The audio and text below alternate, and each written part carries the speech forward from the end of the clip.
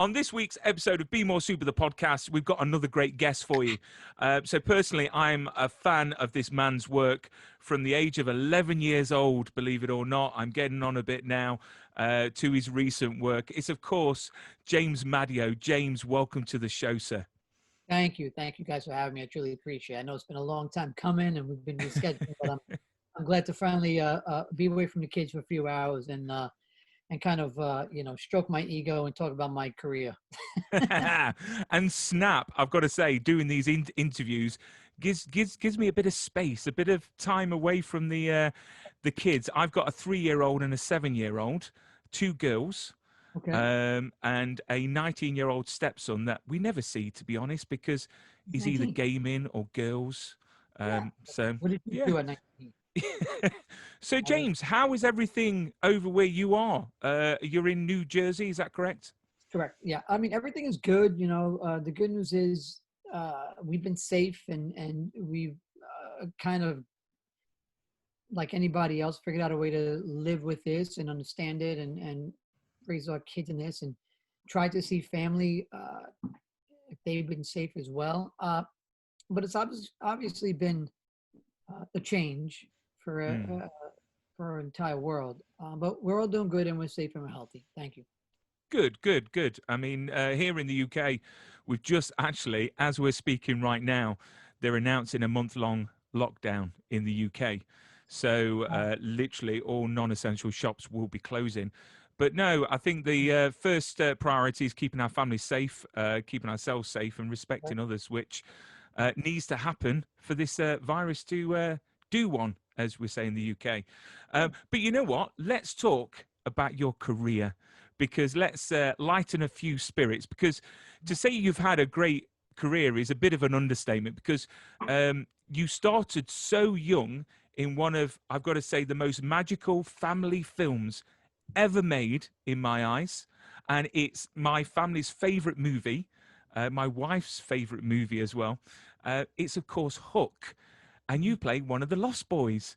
Can you believe it's nearly 30 years ago? It's actually, I think it's spot on. Yeah, I think it's 30, probably right about maybe till the day actually. 30 years. We shot that in 90 and it premiered in 91. Yeah, 91. And you know what? I can remember the day going to see it. I went to the UCI cinema at Crystal Peaks near Sheffield in the UK.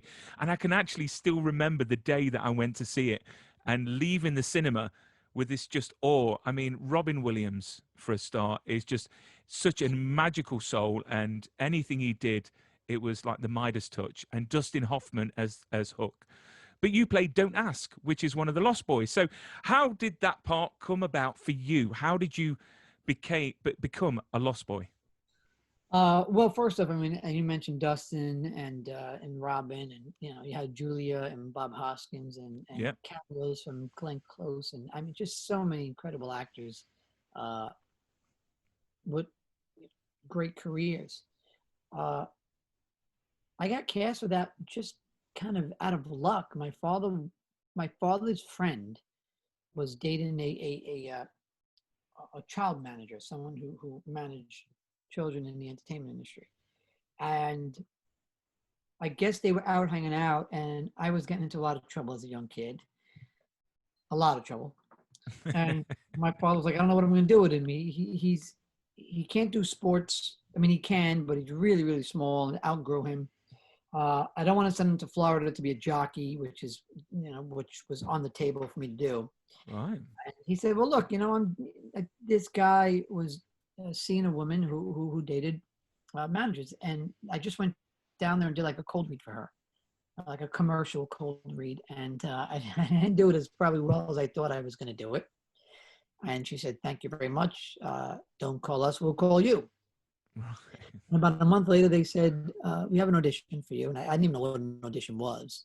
It had to be explained to me of a studio film, which is for your first audition. I look back today and I'm like, my God, I can't believe that. And it was for Hook. And they said, I'm going to be a Lost Boy. And my father's trying to explain it to me. And the manager's trying to explain it to me. And I said, okay, great. And I went in there and I did my lines, and then they called me back to meet Steven, and I met Steven. I did my lines for Steven Spielberg, and I guess they thought I was just lost enough and enough of a misfit to join the clan. Now you got to remember something, Brian. Back in the day, that's where they had, we had the lines in our head. Remember that style Yeah. with the split hair? So I Yeah. was 13. I was either 12 or 13, but I looked like I was 9 because I was small. And I already had earrings in my ear. I already had the lines in my hair, spiked hair, and a tail. So I already looked like something out of like, a Madonna video. Uh, and then they just flew me and my father out to California. That was it. That was my first intro into the industry. And I just can't believe. I mean, I'll tell you, I look back at it, and even you bring it up today, I just cannot believe how fortunate I was, because it's incredibly difficult to break into this industry. And maybe we'll talk about that a little bit later. And to have that opportunity to do that at, with some of the best in the business to ever grace the screen in front and behind the camera. I mean, I just can't believe how lucky I was. But it was luck. It was. I mean, did you know all the stars around you? So like Dustin Hoffman, Robin Williams, Steven Spielberg. These are big actors and an enormous director. And for a child your age, I mean, did you know any of them? At the time, I did not. I mean, the only thing I Right. did know that my father explained to me and that my manager explained to me at the time was Steven Spielberg directed Jaws and E.T. And I remember loving E.T. And Dustin Hoffman, who wound up being one of my favorites, and I really enjoyed working with him. And I worked with him again. Tootsie, it was worth, and I remember my parents watching that. I don't remember me actually sitting down. But the big one for me, to be honest, was Robin Williams. When my parents said, Popeye, you're Oh, going to be that is an working with awesome Popeye. movie. I'm like, what? I'm working with Popeye? That was one of my favorite films at the time. So Popeye to me really stood out more than Spielberg and Hoffman. I just couldn't believe that I might be working with Popeye. That was my thought process at the time. I didn't know Tinkerbell, Julie Roberts, Bob Yeah. Hoskins' career. It just wasn't really, I didn't know it. And what was Robin like to work with? Was he as funny on screen, off screen? He, what I tell people, and I get this question a lot, and it's obviously it's a sensitive question because of the emotions with it and the relationships with it. I was very, very young. That was my first set that I've ever walked on, and he was Robin Williams, and I didn't really know much. Actually, I didn't know anything, and he made it so much fun for all of us. He was just seemed like that fun uncle that kept it alive every day. But at the same time, he was very, very smart in policing us because he knew we were young and he had a job to do, a very serious job to do. And I look back at that right now. He's my age now when he did it. Mm. And, a lead is Peter Pan and Spielberg, and then having to work around 15, 20 kids all day, kind of tugging on you, going, hey, what do you, hey, Peter Pan, where do you want me to stand? You want me to say this? Can I hit you with this? And he just got to go, okay, great. All right, Steven, what do you need me to do? One. Like this, and then keep it funny and light for the entire set. It just had a lot of pressure on him, but he kept it very light. He kept it fun. He never stumbled. And, I just remember really, really enjoying myself with him and around him. And he would go, hey, my Bronx boys. I didn't take any shit from anybody, and I didn't really know what was going on, so I didn't really kiss anybody's ass either. I Yeah. didn't know who the big shot producer was walking by. I didn't know who showed up on set to visit. I didn't really know. I was just being me. So I think he dug that, so he would just always go, hey, my Bronx boy, when I'd walk by. And then what happened was I got the name Don't Ask because I kept on asking Steven, I don't have a name yet. I'm Lost Boy number 1. Who's Lost Boy number 1? And by time like the second, third week, he probably hated me. And he turns around and he goes, all right, listen, just don't ask anymore. And then he went, don't ask. I went, I won't. He's like, no. Your character name now is Don't Ask. And I went, great, I got a name. And in the call sheet the next day, it said, don't ask instead of Lost Boy number 1, you know? That is awesome. So you were responsible for your own name in Hook, I was, which but also there was a scene that they added. It never made it. I'd love to see if that scene exists somewhere behind in some kind of archive footage, which is Steven wrote in the scene one day, was like, hey, you and Robin's going to come up to you and ask you your name. Give it to him. And I'm like, all right, great. And Robin came up to me and he's like, and what's your name? And I'm like, don't ask. He goes, well, that's not very nice. I mean, I'm just asking you your name. I said, don't ask. And he goes, all right, I won't ask again. And he walks away, but it never made the cut in the movie, you know? what? That would have been awesome. That sounds so good. Now we think about it, yeah, but you know, when you got to try and make a 95-minute film. Well, who knows? The 30 years collector's edition, maybe on Blu-ray, might have it in. That'd be So cool. fingers crossed. So can you remember? I mean, I know this is going back nearly 30 years, but can you remember your first day on set? I can't recall like well, I know I can't recall my actually first physical day walking on set, because remember, before you get on the set, you got hair, makeup, wardrobe, we doing Mm, rehearsals. If I remember, like my first few days, there was a lot of sword fighting, training, you know, a lot of we skateboard training, just things to like feel, wardrobe, hair, makeup, like I said, uh, and rehearsal. I don't recall the first day on set, but I do recall something that happened on set with my father, which was you can imagine the spread on a Steven Spielberg film in the craft service. yeah. It, it was a whole room full of a kid's dream. You could walk in there, M&M's, sodas, Hershey bars, discs, bagels, whipped cream, pizzas. I mean, it was just ridiculous. And I come from the Bronx family of 7. And look, it's not like we went without. I mean, we had, but 7 kids is it's hard. And an AD, an assistant director, walked up to my dad and said, "Hey, I'm so and so," and then introduced herself to me and him. Said, "James, I'm so and so. I'm going to have you get ready for school, and then make sure this is how it works." And just trying to show me the ropes. And then the AD said, "Can I get you anything?" And I remember almost like no one in my life at that time has ever said, "Can I get you anything?" You got to get it yourself, right? Like I've just never been told, "Can I get you anything?" in my life at that time. And I was like, "What do you mean?" Well, do you want a soda? Do you want maybe get you some, pretzels or some M&Ms? I don't know exactly what he was asking. And I said, "Yeah, yeah, yeah. I'll take the pretzels, M&Ms, and the soda." And my father literally just stopped me right here, pushed me back a little bit, very nicely, politely said to the AD, "Hey, listen, we're going to be here for a very long time. When my son wants something, he'll go and get it himself." I just remember my father kind of going, "My kid's not going to turn into this like jerk off, small little bratty set kid. Yeah. He'll get it himself. He knows where it is. Tell him where it is. He'll go get it." Plus, remember, I was small. Again, I know I say this a lot. I know it sounds like a broken record. I was small. I think a lot of the people thought that I was like 9, 10, but I was Mm, literally 13, 14 with an attitude already from the Bronx. So it was very confusing for them how to approach me, I'm sure, like, yeah. can I wipe my own ass? Yeah, you know what I mean? And apparently I could. Do you know what? It's quite worrying to think that, Steven Spielberg's put this spread on with all sweets and M&Ms and all that lot, but then you've got all these kids having to concentrate. They must have been jumping off the walls. You know what? Knowing him and working with him a few times, he probably wanted it that way. I mean, as crazy as it sounds, you know, he knew what he was doing, man. He by design, that man knew how to get us fired up and keep our energy going. He needed it for the film, and he was willing to sacrifice us being bananas on set. Yeah. So obviously doing this movie, you become a movie star and you go back to the Bronx to school. Um, were you picked on?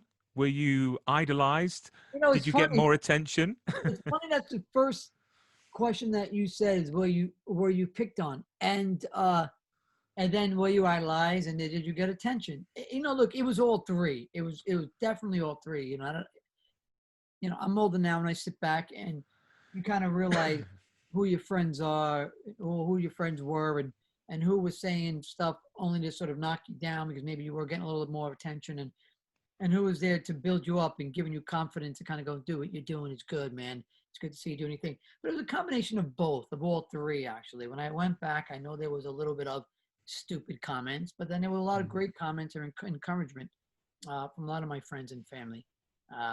And I guess, yeah, there was a little bit of the, oh, wow, Jim is, you know, doing movies, and he's kind of gotten out of the Bronx a little bit and travels a little bit. And your perspective on life, because you've met a lot of people from all walks of life rather than people from your street that only people that have known. Your perspective and how you think and how you view can sort of catch up with you and now how people look at you today. You know what I mean? Yeah, I mean it's quite refreshing you hear that, because you see so many child stars. Like I've got Joey Kramer on the show next week, and he was in Flight of the Navigator. And obviously after he was in this big movie and he become very well known and he went back to school, obviously everything fell apart because obviously he had difficulty handling that fame and that attention and everything like that. Do you think being from the Bronx helped you? Because obviously, I mean, I've been to New York quite a few times, but I've been told not to go to the Bronx. But I want to go to the Bronx. Is the Bronx that scary? Did it help me? Circle back to your question. Absolutely, 100%. It grounds you. And my family, my father and my mother and my sisters, and my brother. I got a big family. They ground you. You're grounded. They remind you where you're from, and when you walk in the door, it ain't about you. It's like, hey, go change that diaper. Oh, hey, go stir the gravy on the thing, or go do this. You're not any different when you walk in. And my friends, thankfully, I had a good group of friends that were very close, and they'd ground you too. Though some of them were knuckleheads and say stupid shit, but some degree that stupid shit did ground you as well. But yeah, look, I could see where that young man's coming from, because when I did go back to school was different from your friends and your family. I went to a very big school in the Bronx. That was a struggle for me for sure, because I just felt like there was this interesting dynamic of most of the people didn't know who I was or cared who I was, and there were a few that were, and it was a very interracial high school. So, and I was small. Again, I know I say that a lot. God, I gotta stop saying that. But being small, you get picked on, and people say stupid things. So that caused me to kind of fight and defend myself. So high school was different for me. I wasn't a big fan of high school, to be honest. And then looking back at Hook, before we move on, what is your fondest memory that comes to mind about working on that movie? I'd have to say the mischief that we got into. My God, we got into mischief. And I'd have to say a lot of it was caused by me, because these kids were all straight arrow kids coming into acting. I'd be like, hey, this damn, golf cart. I'm like, no, that golf cart is Dustin Hoffman's golf cart. Take them to set. I'm like, well, okay, cool. The keys are in it. Let's go take it to set. We'd go on sets that were closed and go play the basketball, or go run around Neverland, and start fights with other sets and kids on other sets, and we'd hold boxing matches, and courtesy of me. I don't even know how Steven hired me again, now that I think about it. But just the mischief. I just remember Dustin Hoffman coming down in his brand new Porsche, and he sees us all hanging out, and he slows down, and he loved us. He was a ball breaker. Him, Dustin, and Robin were the best of, they knew how to joke and send it our way, and we'd send it back at them, And he had this Porsche, his convertible Porsche, and he told me get in, and then I jumped in, and a few other kids jumped in. And it was like 7 of us on the back of his Porsche, all piled in the convertible, and he's rolling down 2 miles an hour, just cruising down, Sony Pictures lot, honking his horn with 7 lost boys on it. Just that's the kind of stuff that you had fun doing. I mean, so I would say the biggest thing was the mischief. But you would expect that, right? I mean, what do you want me to say? The school. Well, learning my lines was great. Love learning my lines. Yeah, I mean, to be honest, it's such a fun movie, and you could just tell that you Lost Boys were definitely up to no good the majority of the times. Yeah. And that really, really made it. And then moving on to you being in a group of mischievous kids, now you're in a group of mischievous adults, I presume. We're talking about Band of Brothers. For me, it's one of the most epic, well-made, emotional series on TV, and it really is. It made me cry so many times. And you know what? I'm man enough to say that, because what's really sad is if you ask a teenager on the street now, when did the Second World War start and finish, they wouldn't have a clue. Oh, yeah. They haven't got a clue of what these amazing men went through during this time, and what Tom Hanks and Steven Spielberg again did. I just think was epic. And you, of course, this is nearly 20 years ago. Yeah. You, of course, played Frank Perconte, which is a real person. So first of all, how did you get the role? Because the cast is just phenomenal. It must have been such a big process. It was a huge process. It was like a 5-6 month process, to be honest. Wow. I've told this story 1,000 times. I auditioned once a month for 5 months, and I auditioned for each character. Like I auditioned for Garnier, Loves, and Liebgott on and off. It was grueling. It was, just the anxiety of it all.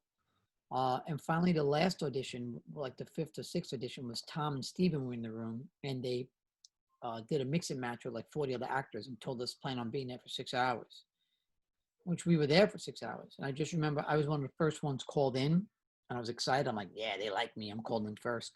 And they put a couple actors with me, and we improvised and did our thing.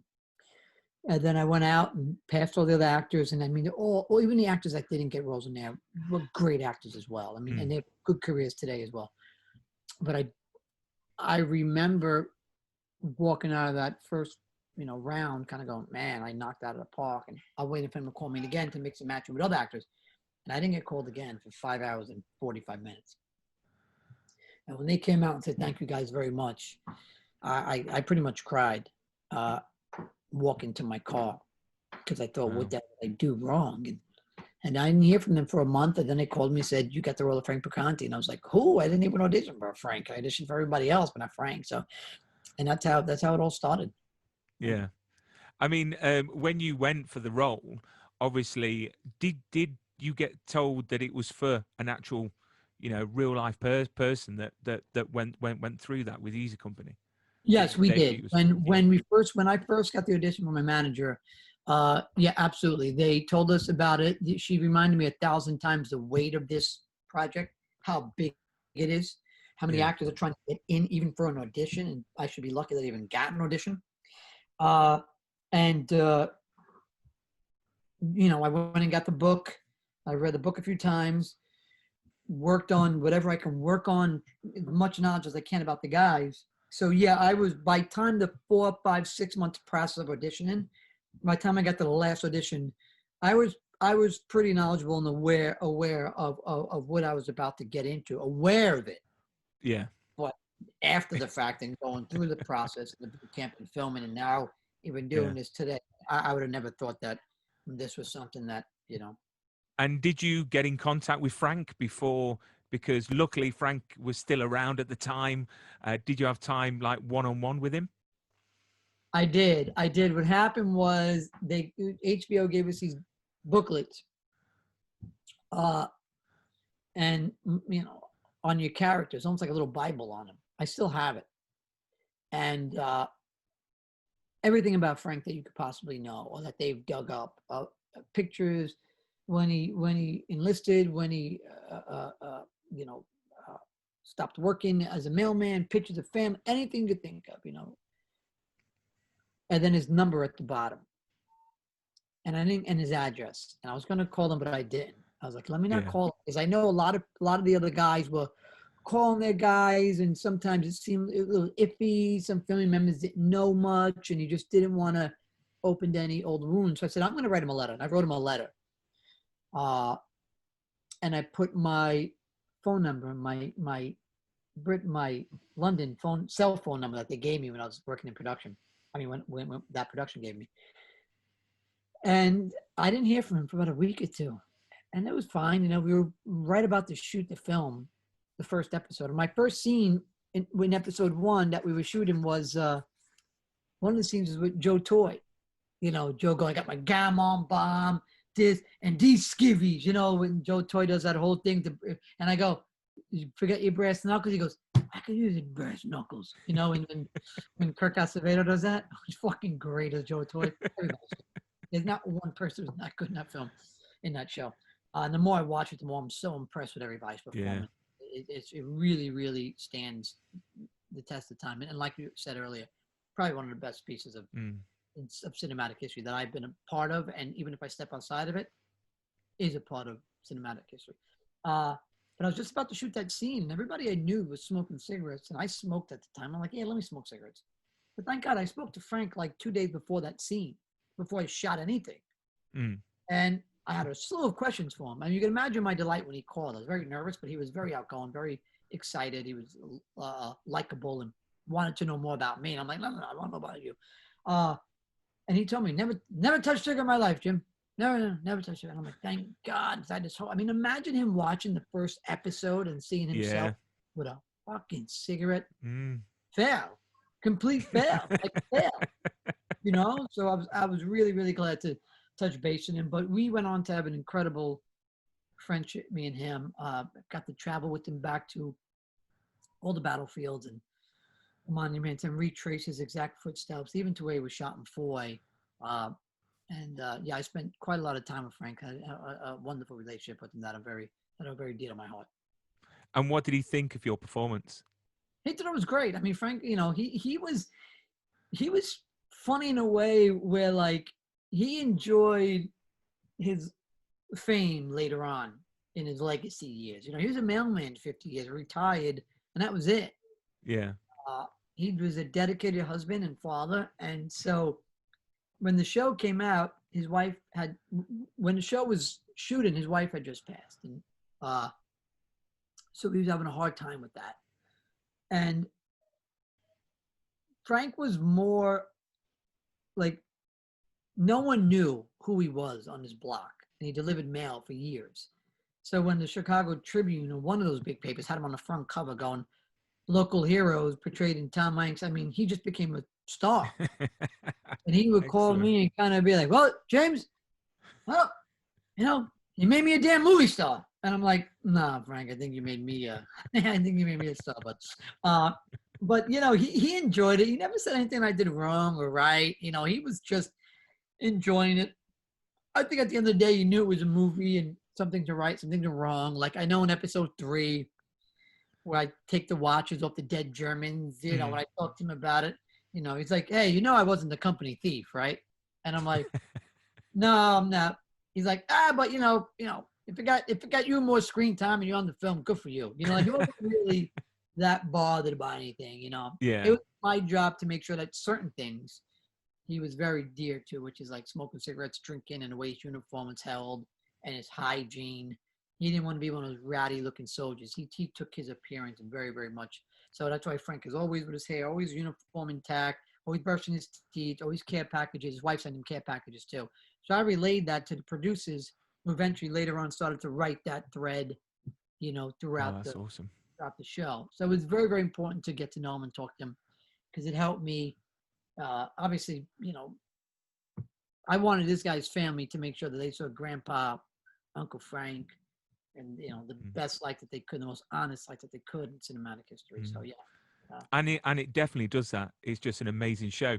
So you get the part and you get flown over to lovely England, and you film at Hatfield Aerodrome. So boot camp, how hard was boot camp? Was it proper military boot camp? Well, look, and I say this all the time too. Any one of you military heads or anybody who served in the military, put your earmuffs on, because no way am I going to sit here and think that I fucking have done what you've done, or feel that I'm in the military or I should be adorned in that kind of way. We did a boot camp. It was not your boot camp, but for an actor, it was difficult. They made it as real as possible. I mean, they took everything away from us and gave us these green bags filled with toiletries. They cut our hair in the 1940s and stuck us in these barracks, and pretty much told you, get ready to get up 5 a.m. with these cork-rim boots. They gave us brand new cork-rim boots. They were reissued for the show. They made us put them on, put them in water, tub water, for like 30 minutes, and then sleep in them so they kind of fit you. And we got to jog on these things, and it hurt everybody. We all have blisters and shit. But it was as rough as it can get without killing your actor, for sure. Yeah. We get up 5 a.m., do a bunch of training, PET and tank maneuvers and weapons training, and then we'd have breakfast. It was that type of day. And then sometimes you have night duty, guard duty, and you'd go to bed 2 o'clock in the morning and have to get up at 5 a.m. and do it again. So they made it very, very difficult by design, obviously. And it was about 2 weeks, and then we had a few days of jump training. For me, it wasn't, to answer your question, Brian, it wasn't difficult physically. Like, I was in great shape. I was able to do everything everybody can do except the damn wall, the big wall in the obstacle course. I got over that shit because, it was high. And but what I struggled with was the chain of command. I couldn't, I was never, even when I read the book and I looked at the thing, it just, for some reason, never registered how it all, lieutenant, second lieutenant, major, general, captain, sergeant, staff sergeant, private, whatever. It never set with me. So I called everybody by the wrong name, including Captain Dye. I called him the general. I called him the sergeant. I called him everything at every time. And he would just get smoke out of his ears and make me do push-ups. So the big thing for me was just trying to get who's everybody's role was. Because the second thing that they did was with boot camp is I didn't know anybody's name. All these actors showed up, and I didn't know them. I just knew, the only one I knew was David Swimmer. I knew David Swimmer's real name. Everybody, like Downey Wahlberg, I don't know who he was. They wanted me to call, he was Lipton.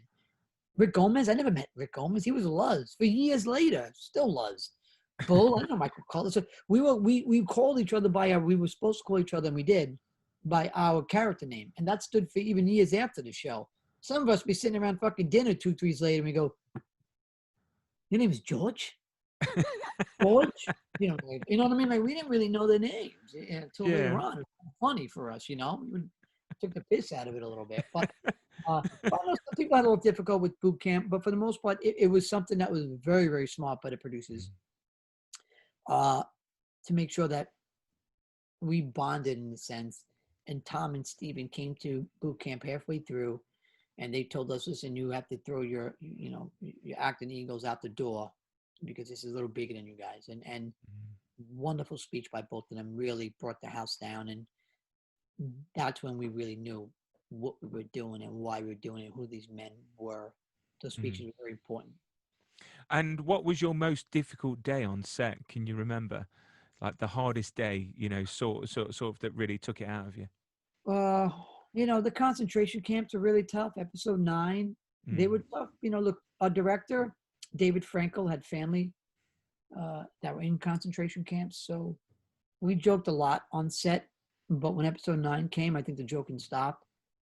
A lot of us didn't see the set dressed until we got there. But seeing those actors and how they looked and how the set was dressed and the fake dead bodies, it was tough to do. It was really tough to show up on set every day and understand the weight of that and the reality of it and what these young men must have went through. Speaking for the soldiers, I cannot ever speak for, the prisoners. But those were difficult days shooting that. Otherwise, look, we're actors. Long days. You guys out there didn't have to cater to us. Like, it was an EU deal, so we didn't really have to. There wasn't craft service all the time. We didn't have to treat us great. So we were always in the mud, in the rain, smoking cigarettes under a tree. We never went back to our trailers. So some days got really long and cold and tiresome. And some days you went to set. And if you look back at that series, one thing that you never saw a lot of extras in the back. It was us. Yeah. So you might see Nixon and Winters talking, and you look in the back, and it's us. Normally you have extras, but they never separate us. You came to set and sometimes didn't have a damn line. You didn't even get screen time, and you were there for 20 hours. But you did that for the integrity of the show and the integrity for these men. to respect what these men were. So that became difficult. You worked really fucking hard, and you'd go a few straight days of going to set, not even getting any screen time. But that's more like a personal like actor thing. But it was personal actor thing only because you wanted screen time for their family members to see them up there. It wasn't really at that time you were so engulfed in your character. You wanted him up there so the family kind of go, there's Frank. My God, there he is. Oh, you see him? There he is. So it's more that. Oh. Then you kind of go, oh my God, I need to see screen time because I'm famous. If that was felt around the core guys, you were ostracized. You were a little bit. If you became that dude who was trying to get your head in the back or something, you were sniffed out really quick, and you were brought to attention. Put into place, yeah. Yeah. And did you attend? Because if I remember rightly, they had the premiere in Normandy. Yes, correct. Did you attend that premiere? I did, yeah. Yeah. It's one place I've always wanted to go because again, it's not really far from us in the UK. It's a powerful place, man. And if you haven't been, I go back quite a bit with the World War II Museum. I work with the World War II, and I went back with the World War II Foundation as well. I do tours. There's an Easy Company Band, the Brothers Tour, and I'm one of the fortunate actors that their wives allowed them to do that. And I go with 30, 40 Americans, and we start in Europe. We start in Auburn, and then we go across into Normandy, then we go into Holland, into Bastogne, into the other places. all these names. All the beautiful places we go to. And obviously, you've got that lovely signed poster that you showed off at the beginning. Did you keep anything else from the set of Band of Brothers, or? I mean, to be honest, it's nearly 20 years ago. It's fine. You can say. I mean, they won't get you into trouble, I'm sure. No, they won't. So I kept my uniform. I had it in one of them zippered things, and I don't know what I did wrong. I kept one of my uniforms. And one day, like years later, it wasn't even that long ago, maybe like 6 years after the show, I had it in the closet, and I unzipped it, and I went to go pull it out, and when I pulled it, my hand went right through the uniform. It just like almost fell to dust. Oh, wow. Because it got eaten by moths, I guess, and it kind of fell to dust. But what I do have my boots, and I do have my weapon, and I do have my helmet. Awesome. Which people have asked me for quite some money for these, and I'm like, no, man. Do you know what? It is so collectible. It really is. But why is the series now series memorabilia more collectible like right now than some World War II stuff? It's crazy what they've been asked for. I know, it's bizarre. People will spend more on that webbing that you wore in that than someone that actually wore it in World War II. It's just really, really odd. I've been quite a bit offered for my Corcorans and my helmet quite a bit. I was like, no, it's just not going to happen. It's never going to happen. So we might, Good. Yeah. Good. You keep that. Don't sell it. It's yours. Yeah, there's enough stuff that's already got to be seen on being sold on it. But I don't think anything else has come close to Band of Brothers over the years, and I don't think anything will. There isn't really. I mean, obviously they made the Pacific, which was very good. But before I let you go back to your lovely plans for the day, Pep, what's going on? When is it coming out? Because obviously it's based on a legend boxer, which you actually look a lot like in real life, like the real Willie Pep. Well, thank you. Look, this is a passion piece. It's been going on for like a decade, and we've had to reinvent it quite a few times because, as you can imagine, it's a little bit difficult to get a film made as James Madio as the lead. I'm not a household name. No one's throwing money at me to invest in my career. But there's not many other actors that can portray him, right? There's no 5'4", 126-pound East Coast actor who knows how to fight. There's if any, good luck. So we've had the life rights. We've been working on this project for many years. We've got a few heavy hitters involved. We were greenlit. I started training in February. We were going to shoot in April, and obviously COVID hit. So we are on hold. We will reconvene production. I'll start training again January 1, and we start in March. Awesome. Yeah. I cannot wait because everyone loves a good boxing movie. Me too, man. And obviously it's based on a true man. So Yeah, yeah, yeah. Well, That is awesome. I hope so. I mean, we're very close, and I just feel like his story needs to be told. You know, I was thinking about it the other day. I've had the unique privilege of, for some reason, my career is strangely catered to portraying real life people. I mean, in Basketball Diaries, I portrayed Pedro, which was a Mm. combination of two characters of Jim Carroll's book. Band of Brothers was obviously Frank Perconte, you know, a real life hero. I played Nicolo Sacco in No God, No Master. Uh, this movie that came out yesterday called Blackjack. I played Marty, which is the lead's best friend. It's the real life story of a street ball legend here in Brooklyn. It literally just came out yesterday. Willie Pep, and it's just, I just kind of go. There's great amount of pressure, but as an actor, I think that's what motivates me to sort of be better and get better, and why these projects mean so much to me. And the ones that don't, not that they all mean something, but when you're playing real life people, you know, there's just this incredible amount of pressure, and I think that's what separates the boys from the men in this industry, and how Yeah. you survive, and how you approach the work and what you get excited about. So there's something about it. And I got to say, just portraying Frank Perconte was the tip of the iceberg in understanding that. Obviously, there's no better job in my life. There will never be a better job in my life than portraying Frank Perconte, no matter what I become or how I become. To have Mm. played that man, to be etched into history in some small fraction or some degree, an attachment to that man, and Easy Company in general, anything in World War II, is one of the most humbling and honorable things that I'll ever do in my career, except my wife and kids, obviously, which I'm supposed to say. And would you let your kids go into the same profession You look, as man, yourself? I've got my kids are characters. I won't ever do it, but if they mention, they're starting to pick up on what Daddy does.